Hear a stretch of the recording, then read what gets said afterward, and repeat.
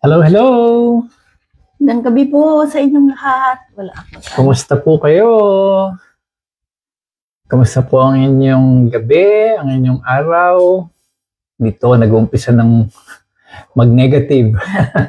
Kaya, Negative lang ang temperature, pero dapat positive pa rin. Temperature lang po ang negative. Kaya medyo nagbabalot-balot tayo para to keep ourselves warm. Oo. Dapat, although negative ang ating ating temperature, dapat maging positive pa rin yung ating outlook in life. Yun, tama po yan.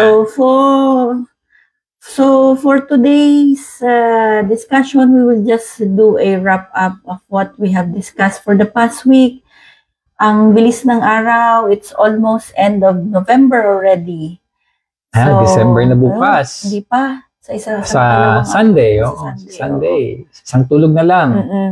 So, siguro, nakalimutan na natin yung napag-usapan. So, we will be talking about again, to recap? To do a recap.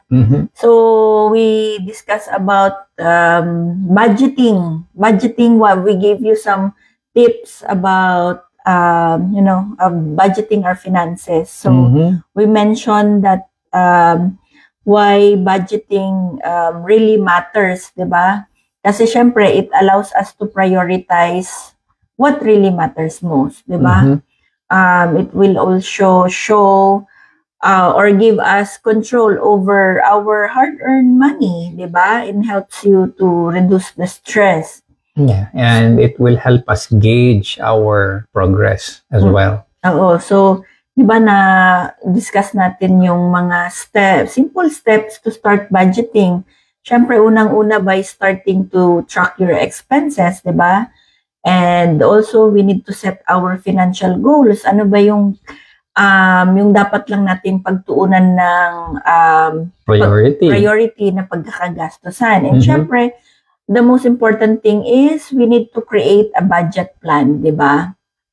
Para meron tayong madudukot by the time na kailanganin natin yung money, di ba? Tama. And then, syempre, we also talk about, ano ba yun? Ano ba yan? Yung feeling natin na, we're not going anywhere despite doing stuck. everything. Hello, Kuya Ray. Sino to? Si Kuya Ray yung Kuya Ray. Papa siya nung aking kababata, si Luchi, sa Sampaloc. Magandang araw po sa inyo. Tanghali, Kuya. Ay, umaga dyan sa Pilipinas. Oo. So, we talk about are we feeling stuck? Yung kumbaga parang are we running around circles, like parang hindi tayo nag-move sa kinatatayuan natin, di ba? Like, na-discuss natin doon yung common reasons of feeling stuck is yung syempre fear of being judged or a fear of being a failure, di ba? Tsaka, we tend to compare ourselves sa progress ng ibang tao. Kaya iniisip natin, bakit sila umuusad na ako? Parang ginagawa ko naman lahat, kulang pa rin. So, hello, Pao. Thank you for watching. Wow, Pao. Ate Amor, thank you for watching. Po kayo dyan? Happy Thanksgiving. Belated Happy Thanksgiving. How was your Thanksgiving dinner? Okay naman, te. Ano lang, simple lang. Nag-ham lang at saka carbonara. Kayo, kumusta ang Thanksgiving nyo? At kumusta rin ang inyong Black Friday? Black Friday deals. So yun nga, yung kailangan natin malaman kung ano ba yung mga reasons natin why we always feel stuck. Yung parang hindi tayo umuusad, di ba? Syempre, in order for us to overcome the feeling of being stuck, syempre, you have to acknowledge your feeling, di ba? Kasi natural lang na nararamdaman natin yon, especially like ginagawa na natin yung best natin, and yet parang yun yung pumapasok yung kasabihan na naririnig natin na yung parang I did my best but my best wasn't good enough, 'di ba? 'Di ba napapaisip tayo ng ganun eh. And then syempre doon papasok din yung you have to reflect on your current situation. Why are you feeling stuck? 'Di ba? What's holding you back to move forward? 'Di ba? And then what small step can you take to move forward? Kasi yun naman ang importante. You will always be stuck into your current situation if you will not make a small step in order for you to move forward, 'di ba? Kahit na gaano kaliit yung action na yon, yung step na gagawin mo, it will lead you to progress. Yeah. 'Di ba? No matter how small it is. Malaking check 'yan. Oo, at saka it always takes a one brave action, one brave step in order for you to succeed. 'Di ba? It is hard kasi hindi naman natin alam ang mangyayari in the future, but syempre we need to live in our current in the present. We need to live in the present, 'di ba? Kasi yung ginagawa natin sa present, that will predict our future. Para at least wala tayong regrets na what if. Oo, yung mga what ifs natin na sana pala ginawa ko na lang yun, di sana ganito na ako ngayon. Usually kasi yun yung nagiging balakid.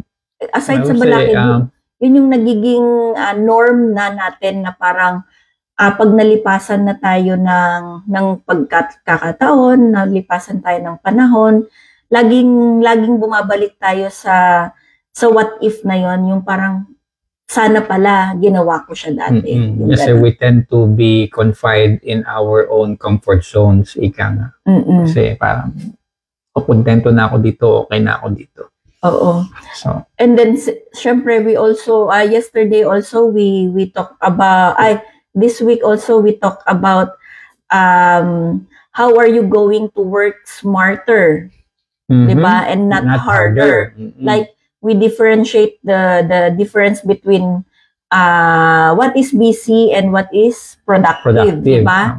So busy is doing a lot but with little focus on impactful outcomes, 'di ba? Valuable outcomes. But whereas if you are productive, syempre you are focusing on the high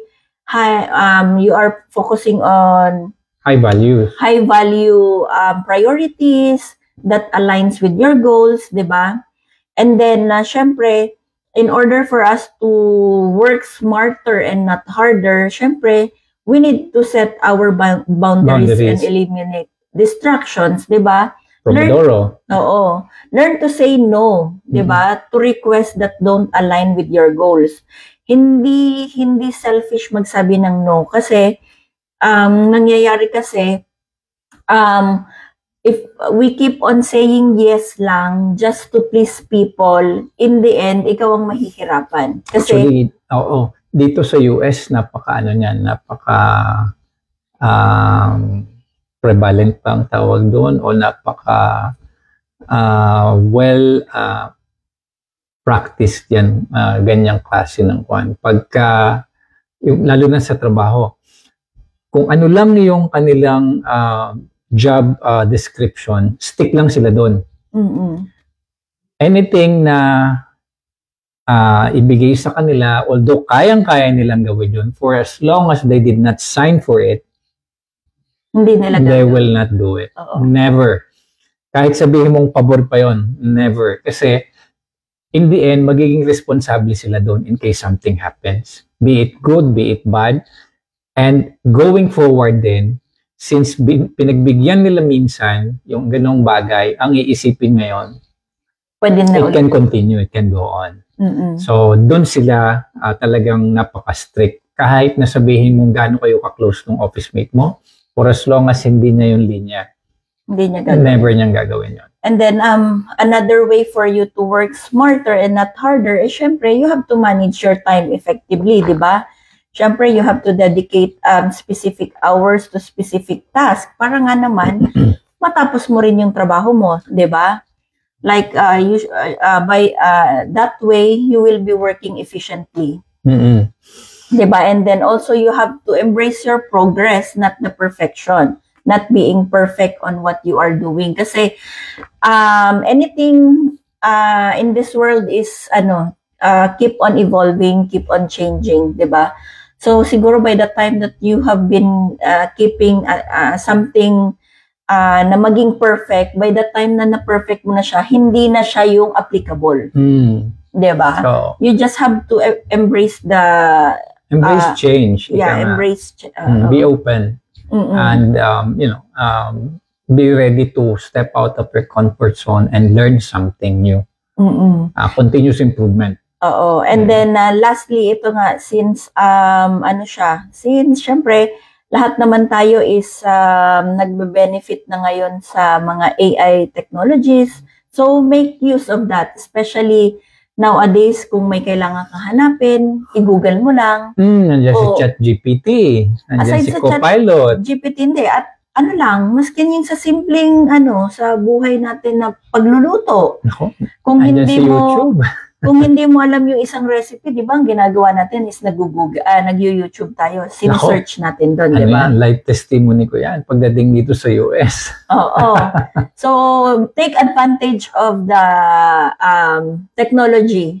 Kasi, kumbaga, it will make you more productive. It will make your life easier. Oo. And, while enjoying social media, let social media work for you as well. Yes, ang ganda para hindi sayang ang oras mo. And siyempre, almost araw-araw, halos kaharap mo cellphone.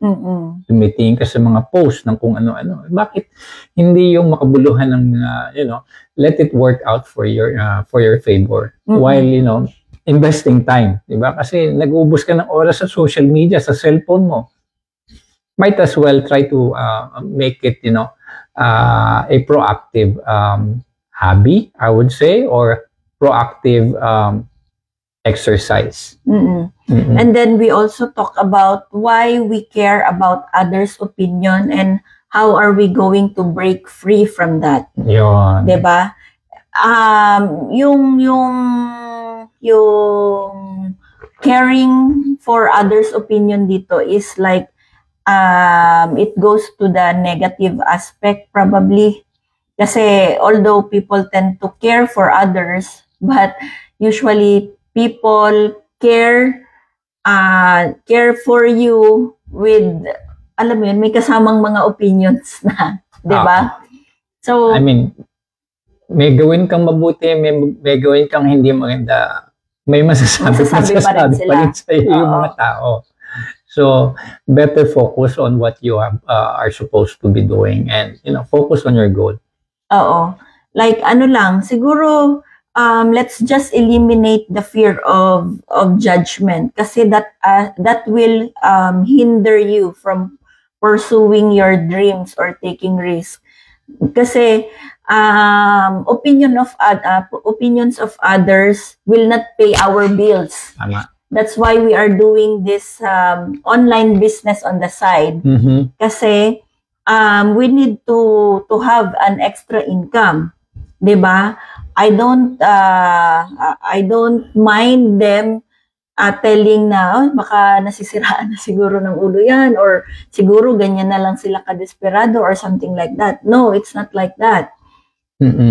We just find a smarter way to supplement our income. Oh, and with the way things are going, lalo na sa Pilipinas, di ba, balitang-balita yung si Neri Miranda na nakasuhan ng swindling or syndicated estafa. And balita daw yun, it's because of an investment scam, something like that. So, ang pinakamagandang gawin in any activities or anything that you would be invested in is to have your own due diligence.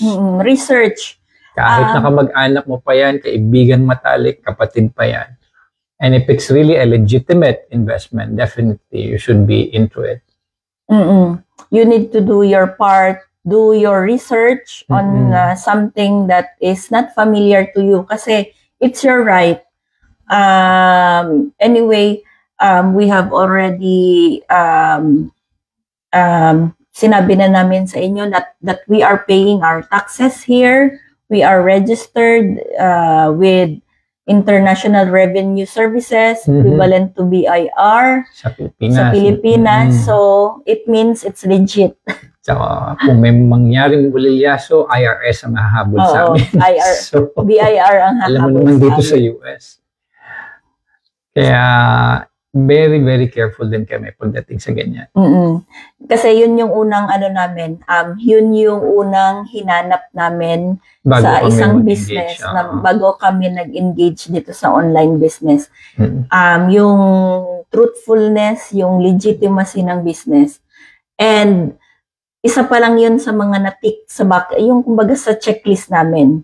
So, doon sa aming checklist, na-check yon apart from the other list na na-check din ng online business. So, that's why we ventured into online business apart from our career as a nurse and as IT professional. Kasi like you, syempre, ayaw din naming mapunta sa wala yung aming hard-earned money or mga naipon.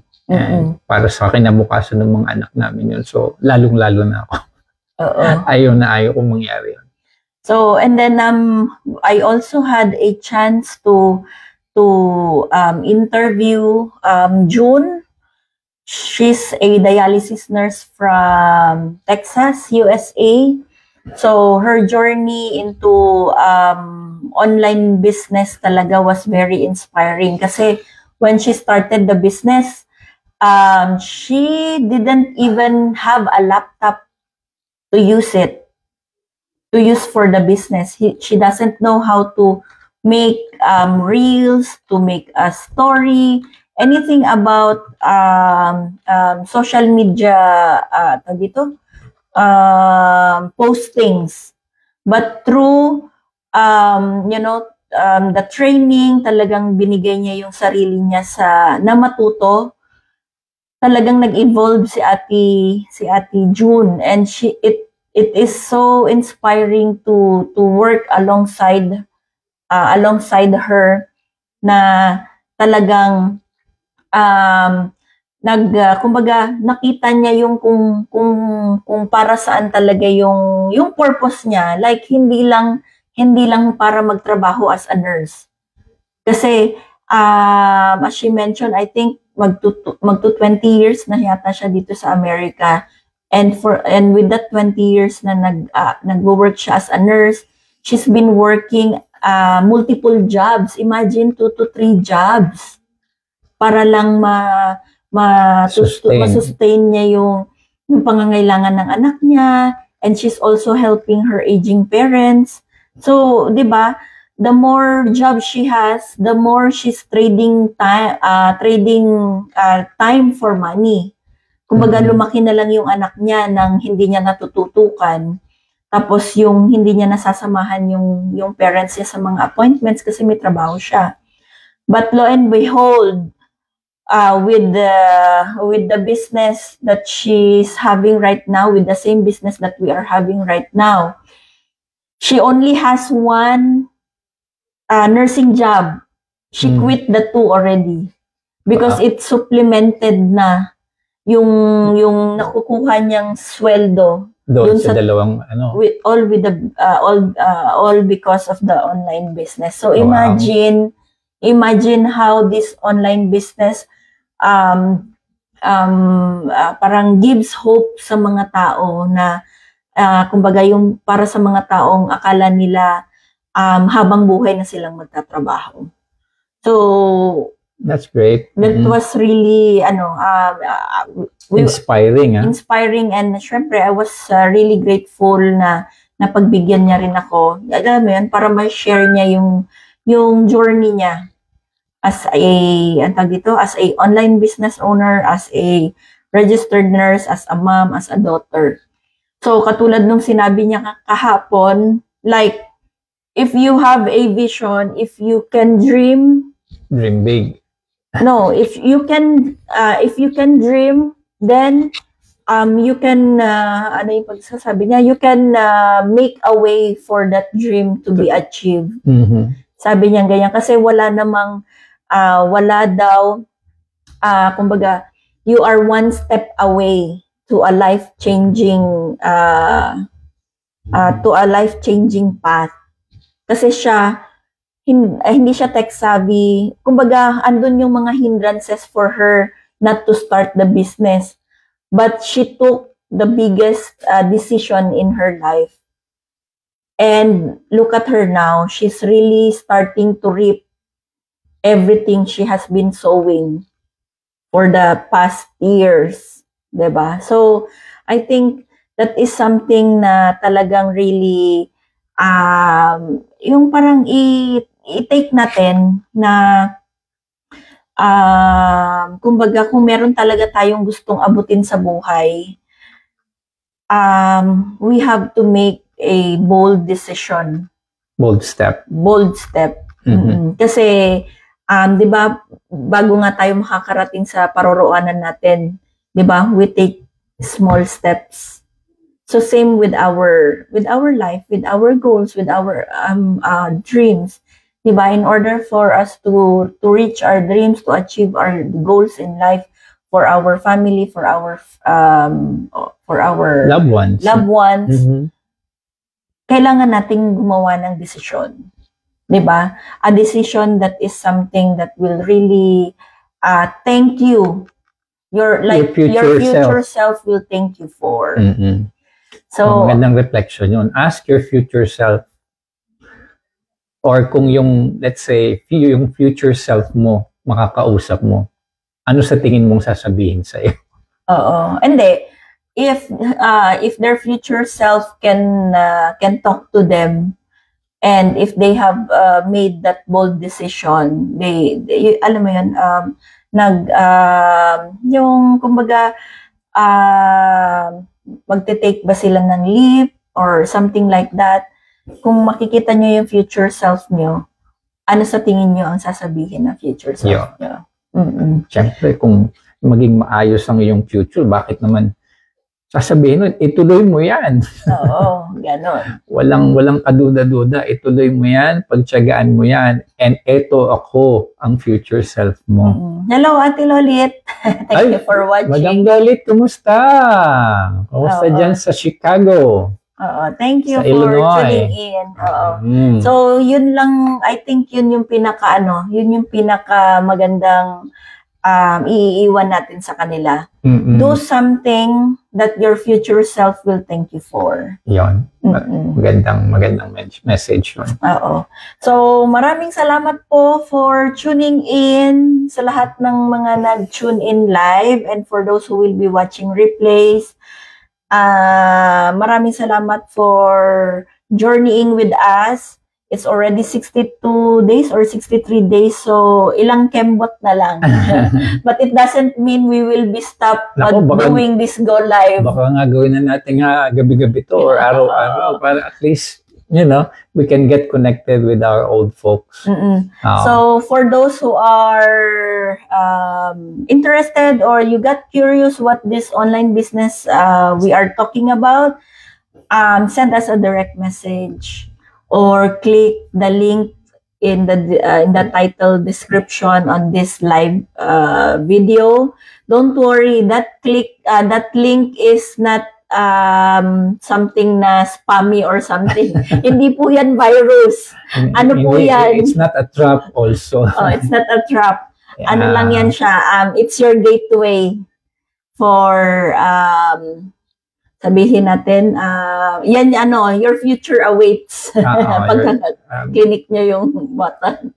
It's a button of opportunity. It's a link that will give you an opportunity. So I think that would be all po. Please do leave us a comment if you want to share something, and let us know if you want to discuss any topic na pwede nating gawin nating sa ating live session one day. And do let us know also from where you are watching para at least malaman natin kung hanggang saan naabot ng ating broadcast. Oo. So, God bless po sa inyong lahat and sa lahat po ng desisyon na gagawin nyo, and may God guide you, give you enlightenment. We pray for your decisions. Amen. Maraming salamat po and good night everyone. Good night, good morning sa Pilipinas.